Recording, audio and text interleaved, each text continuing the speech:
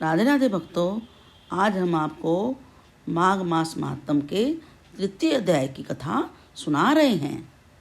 पिछले अध्याय में हमने बताया था कि महर्षि वशिष्ठ जी राजा दिलीप को बता रहे थे कि माघ मास में किस प्रकार से स्नान करना है और क्या क्या दान करना है और इसका फल क्या क्या होता है। यदि आपने पिछले 2 दिन की कथाएं नहीं सुनी हैं तो जल्दी से इस चैनल को सब्सक्राइब कर लीजिए ताकि आपको सारी वीडियोस मिल सकें और कथा पसंद आने पर लाइक का बटन भी दबाएं। अब आगे की कथा शुरू करते हैं। महाराज दिलीप ने महर्षि वशिष्ठ जी से पूछा, हे गुरुदेव, महर्षि भृगु ने मणि पर्वत पर निवास करने वाले विद्याधरों को किस समय और क्या ज्ञान उपदेश किया था?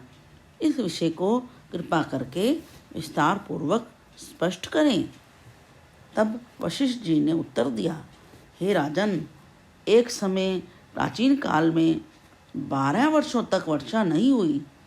इस प्राकृतिक प्रकोप से धर्म, व्रत, पूजन और हवन तथा संध्या उपासना इत्यादि सब समाप्त हो गए।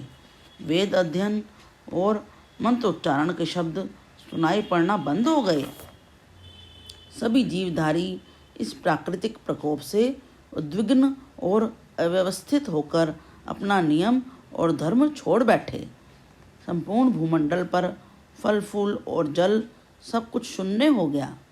उस महाअकाल के समय में पृथ्वी के अनेकों भागों में पानी का भी अभाव हो गया था।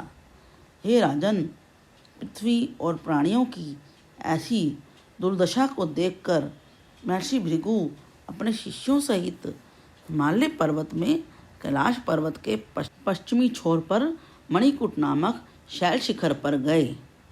यह शैल शिखर स्वर्ण, रत्न तथा मणियों का अजस्त्र भंडार है। पर्वत की उपत्यका में श्वेत और नीले पत्थर की शिलाएं हैं। उन नीली शिलाओं के नीचे से झांकती स्वर्ण भंडार की रेखाएं काले बादलों में बिजली की रेखाओं जैसी प्रतीत होती हैं।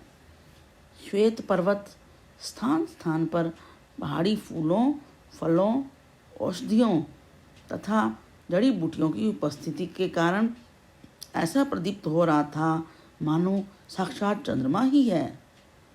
पर्वत की तराई में यक्ष और किन्नर गायन कर रहे थे तथा शिलाखंडों ने आगे कहा, राजन, यह पर्वत 36 योजन ऊंचा है और शिखर पर इसकी चौड़ाई 10 योजन है।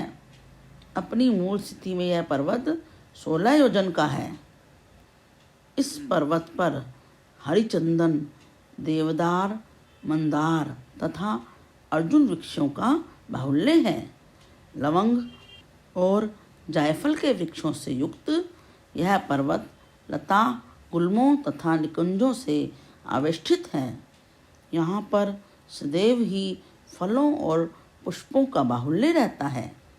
इस सुंदर रमणीक पर्वत का अवलोकन करके दुर्भिक्ष पीड़ित महर्षि भृगु जी अपने शिष्यों सहित इस पर्वत पर निवास करने लगे। ऋषिशेष ने इस पर्वत पर अनंत काल तक निवास करते हुए पर्वत की कंदराओं तथा वनों में उन्होंने तथा उनके शिष्यों ने दीर्घ काल तक तप किया।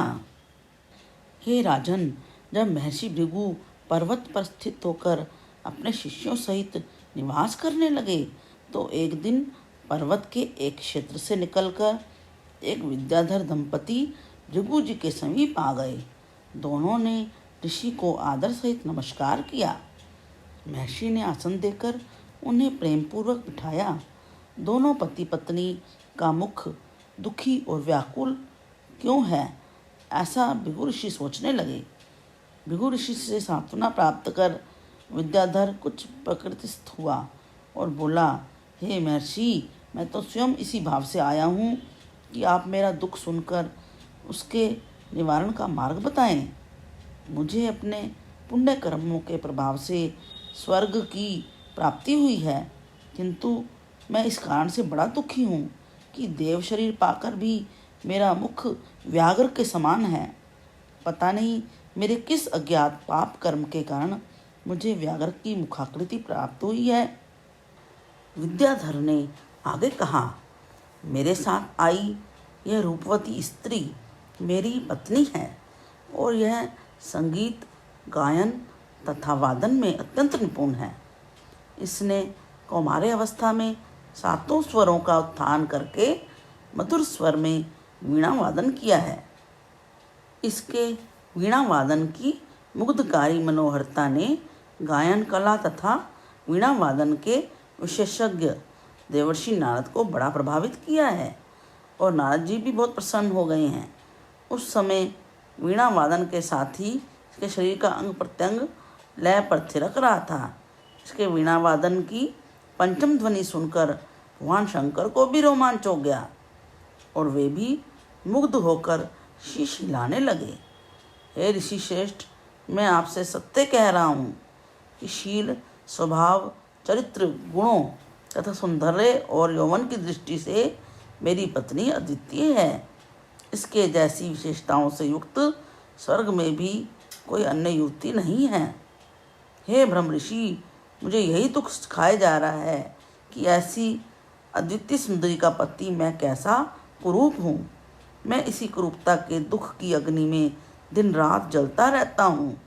मैं दुखी होकर आत्महत्या तक करने की सोचता हूँ, किंतु धर्म के भय से रुक जाता हूँ। हे प्रभो, मैं किस पाप के कारण दिव्य शरीरधारी होकर भी इतना कुरूप हूँ। कैसे मेरा दुख दूर होगा? कैसे मुझे अपने पूर्व की सुंदर मुखाकृति प्राप्त होगी? क्या मैं सौंदर्य प्राप्त कर अपनी सहधर्मिणी के साथ शेष जीवन सुख से व्यतीत कर सकूँगा? हे ऋषि श्रेष्ठ, कृपया मेरी इन शंकाओं का समाधान करके मेरा दुख हरण करने की कृपा करें।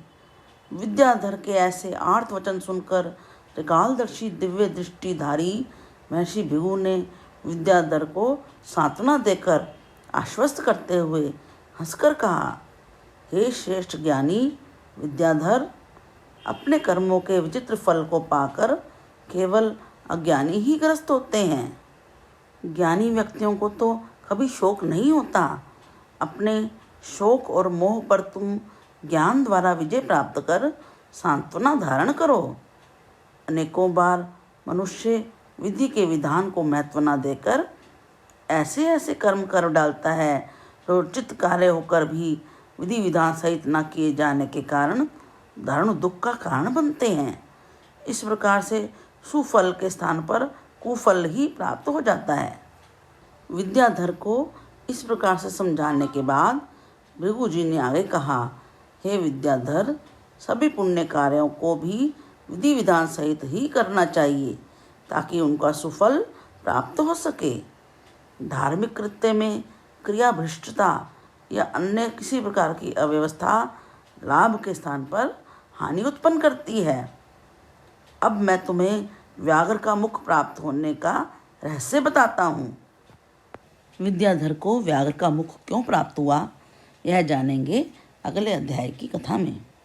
यदि आपको कथा पसंद आई है तो उसे अधिक से अधिक शेयर करें और कमेंट में लिखें, हरे कृष्णा कृष्ण कृष्ण हरे हरे, हरे राम राम राम हरे हरे।